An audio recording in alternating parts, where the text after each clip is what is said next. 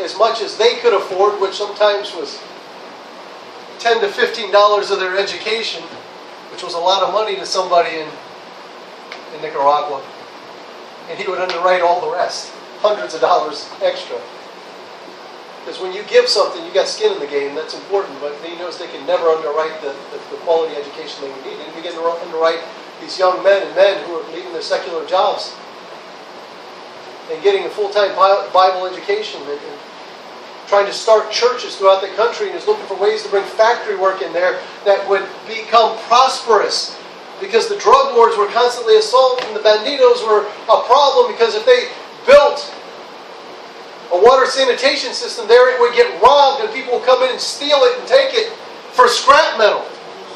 They had to provide security and they had to build a foundation to grow, and he was looking to recruit people to help who had talents and abilities who could go and train common people with little to no education how to read and write.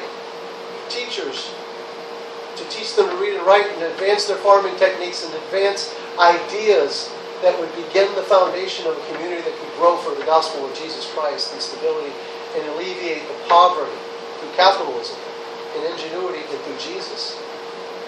Alleviate the extreme poverty that they lived in. Not just give a man a fish, but teach them to fish for themselves. And to provide the proper security in that environment.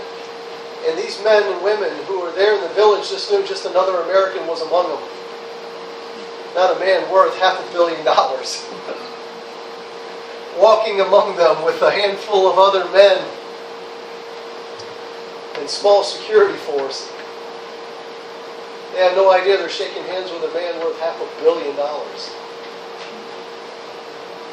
And he comes back and he's presenting his work at the Pastor's Fellowship, looking for people and connections and stuff, and the man, tears in his eyes, wanting to do Jesus' work.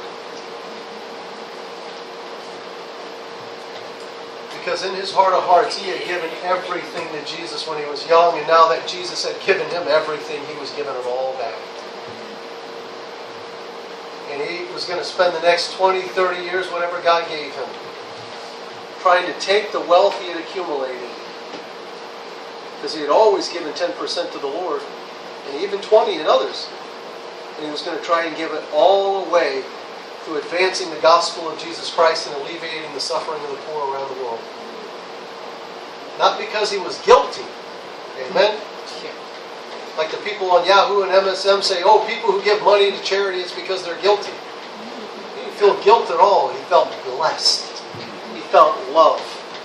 He felt faith. And he believed that God could do wonderful things through the things he entrusted him. How about you? Are you willing to give Jesus all you got? Let's all bow our heads and close our eyes with no one looking around.